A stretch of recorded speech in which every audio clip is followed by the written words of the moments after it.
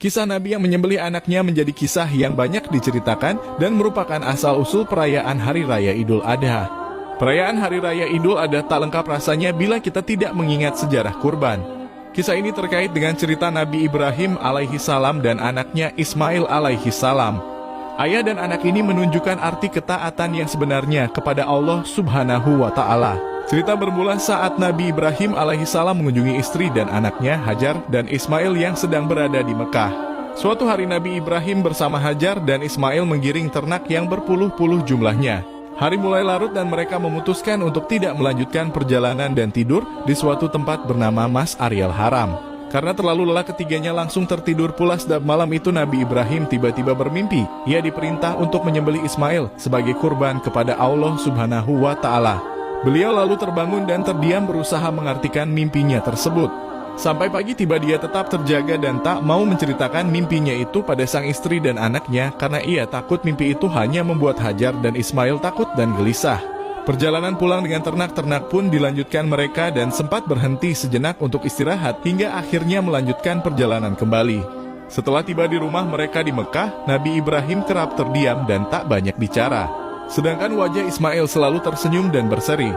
Saat malam tiba Nabi Ibrahim kembali mendapatkan mimpi yang sama. Suara itu terdengar begitu jelas dalam mimpinya, "Wahai Ibrahim, sembelihlah Ismail untuk berkurban kepada Allah Subhanahu wa Ta'ala." Demikian suara dalam mimpi Nabi Ibrahim. Ketika terbangun dari tidurnya, Nabi Ibrahim menjadi resah. Mendekati waktu subuh dia pun mengambil air wudhu lalu membangunkan istri dan anaknya untuk beribadah kepada Allah Subhanahu wa Ta'ala. Untuk ketiga kalinya Nabi Ibrahim kembali bermimpi tentang perintah menyembelih Ismail. Hal ini lalu membuat dia yakin bahwa mimpi itu merupakan perintah dari Allah Subhanahu wa Ta'ala pada dirinya. Memikirkan untuk menyembelih putranya sempat terpikirkan oleh Nabi Ibrahim. Sebagai seorang ayah, dia begitu menyayangi sang putra. Mengetahui hal itu, setan pun mulai mencoba meruntuhkan ketakwaan Nabi Ibrahim. Setan berkali-kali membujuknya untuk membangkang, namun semua itu ditepis Nabi Ibrahim. Suatu hari Nabi Ibrahim sudah tak mampu lagi menanggung beban pikiran itu. Meski berat, dia telah bertekad untuk melakukan perintah Allah Subhanahu wa Ta'ala.